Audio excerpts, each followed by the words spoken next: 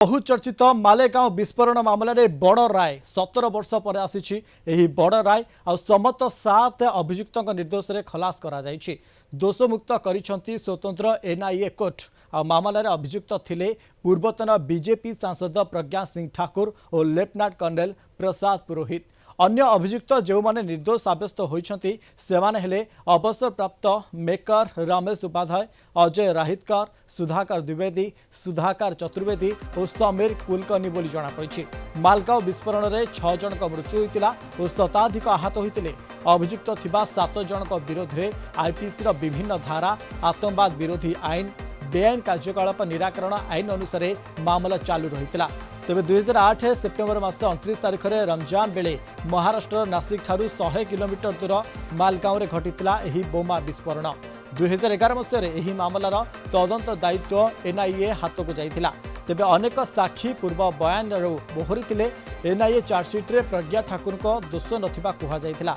आपर प्रज्ञा ठाकुर को मिलता जमीन जमीन आसवा पर 2019 मसीह भोपाल निर्वाचन लड़ी सांसद होते प्रज्ञा ठाकुर, किंतु ए समय भितर मामलार शुणाणी चली एवं मामलार राय आसी। प्रज्ञा ठाकुर को सह समस्त 7 अभियुक्त दोषमुक्त होइछंती।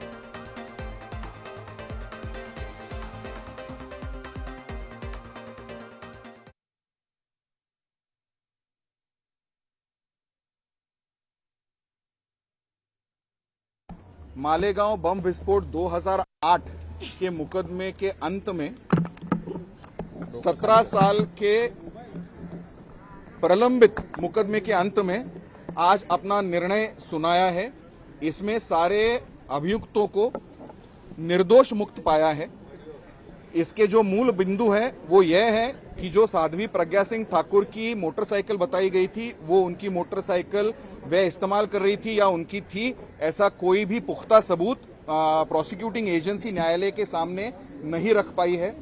दूसरी बात, जो इंश्योर्ड सर्टिफिकेट्स बनाए गए थे वो फर्जी बनाए गए थे और वो फर्जी सर्टिफिकेट्स किसने और क्यों बनाए इसके ऊपर मामले की जांच करने के लिए डीजी एटीएस को माननीय न्यायालय ने आदेशित किया है। उसी तरह से सुधाकर चतुर्वेदी जी के घर पर जो आरडीएक्स के झूठे और गलत पद्धति से ट्रेसेस प्लांट किए गए उसके ऊपर भी तफ्तीश होनी चाहिए। ये भी निर्देश और प्रोब करने के लिए डीजी एटीएस को निर्देशित किया है।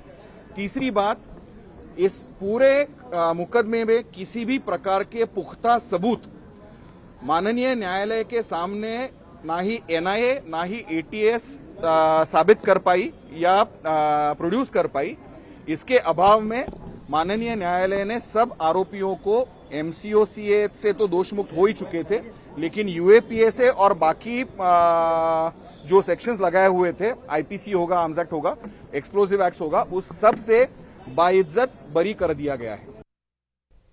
कोर्ट को मतलब उनको बरी करने का निर्णय इसलिए लेना पड़ा है कि वहाँ जो एविडेंसेस जो उनको मिलना चाहिए था, कोर्ट में प्रोड्यूस करना चाहिए था, ऐसे एविडेंसेस उनको मिले नहीं कि भाई इनका जो आरोपी थे उनका इसमें संबंध है। तो इसीलिए जो भी कोर्ट का निर्णय उसको मानना पड़ेगा। तो जो भी मतलब अभी साध्वी हो या पुरोहित हो या और कोई भी हो, जब कोर्ट में जब अवेज चलती है तो वहाँ एविडेंस देना पड़ता है।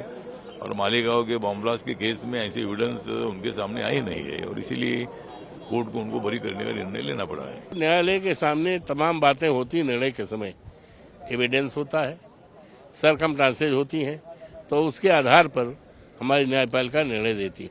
हमें अपने देश की न्यायपालिका पर गर्व है, गौरव है। तमाम ऐसे फैसले दिए हैं जो राष्ट्र हित में दिए हैं, संविधान सम्मत दिए हैं और ऐसे फैसले दिए हैं जिस फैसले के द्वारा इस देश में जो अनेकता में एकता का सूत्र है बड़ा मजबूत हुआ।